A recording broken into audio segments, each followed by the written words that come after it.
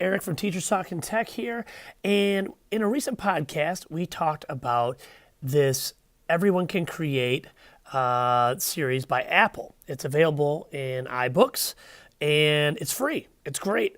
We talked about the photo book, but there are four altogether. There's drawing, photo, video, and music. There's also a teacher's guide that goes along with them. So if you have not listened to this podcast, I put the link below. Please check that out.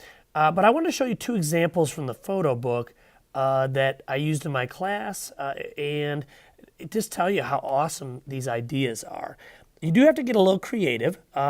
These are written as a way to create. So, but you can put them into science, social studies, lots of different places. So let me just open up this Everyone Can Create photo book so you can see what it looks like. And this is one of the projects we did. But let me take you back to the intro. And the reason I want to do this is you'll see the only four apps you need to do these activities are the camera app, photos, Keynote, and Pages. So these are all free apps. And I love that you don't need to buy additional apps to do these projects. Also, I like that because you're not using tons of apps, you don't fall into that trap of a 2-hour project to show something kind of simple. These are ways that your kids can quickly show what they learned to make it worth their time. So the ones I want to talk to you about today that I used in my class were the personified picture, which is a great quick little photo project. And the other one is making a movie from photos. And I know that most of us have used iMovie or have used different apps to make a movie. The problem with that with kids, especially young kids, is it takes a long time. I'm going to show you a quick way around that where you can create a movie almost instantly. Okay? So let's take a look first at that personified picture. So as I go to the first chapter in here, it's called Everyday Objects. These are just ideas of ways you can take pictures of everyday objects and get creative. One of the projects is called a personified picture. And you can see the example here. They used markup, which I'll show you how to use, to draw on this picture of this golf ball and golf club. And within markup, you can actually add speech bubbles and text and things like that, which is what I did. So it gives the kids some examples in here. So if you want to show them this book, show them some of the examples in here, sometimes it gives them a nice starting point. So we use this for poetry. We took a picture of an everyday object, and then we added words to it, showing like what we think that object would say. So let me show you an example of what that looks like. So here's my photo. It's just of a stability ball, one of the things in our classroom. You tap on the edit button, okay? To get to the markup menu, you're gonna go all the way down to those three dots inside the little circle, okay? If you're ever wondering what that is, that's markup. When I tap on that, it brings up a menu where I can draw all over this picture that I took. And by the way, if you are on iOS 11 or later, if you take a screenshot, this same menu will come up as well. All right, so I can draw on this stability ball. So I can pick a color and draw whatever I want. There we go. I'll just make it simple. If I hit the plus button, I can also add text. I can add speech bubbles, shapes. So lots of opportunity for your kids to get creative. Now from here, like I was saying in poetry, we added the words that we thought that object might say, okay? So getting creative. But you could take this and put it into another app as well and go crazy. Or you could keep it just like this and then use this as a spark for your imagination and just do a writing on paper. So there's a lot of flexibility here of how much technology you want to use. This is really just a way to ignite their imagination. All right, so that's one of the things that we used in one of the projects from this book. So let me take you back and show you another one.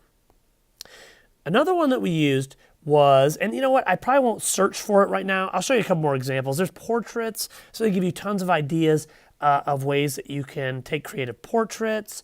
There are scenes, so basically making a story out of your photography, showing action. So many great things in here. I'm already thinking like language arts, verbs. I'm thinking social studies. Tons of ideas are popping into my head just from looking at these projects.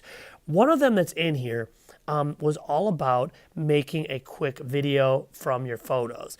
So I'm going to switch back to my Photos app.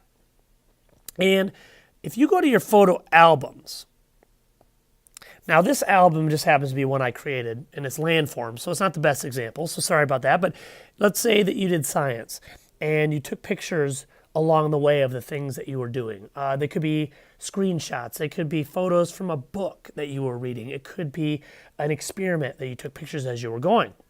You can turn those into an album just by going to your Photos app, hitting the plus button and saying New Album, and then adding all the pictures to that album. Now, once that album is built, it'll ask you to name it, which is great because you can name it anything you want. So it could be, that you were studying matter, or it was your Valentine's Day party. It can be anything. And now that I did that, most people don't know this, that if you look in the top right, there's a little gray arrow. Once you click on that arrow, the app will actually create a quick video for you that just takes all those pictures and puts them together. All right, so how awesome is that? Now, you can change the title and other things, and I'll show you that right here. So let's just take a look at what this video looks like.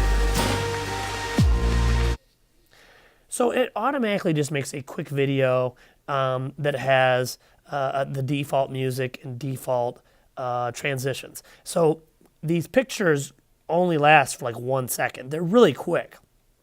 But if I tap on edit, not only can I change the music, but I can also go in and I can change the title, I can change the transitions. All those things are available right in here to do more.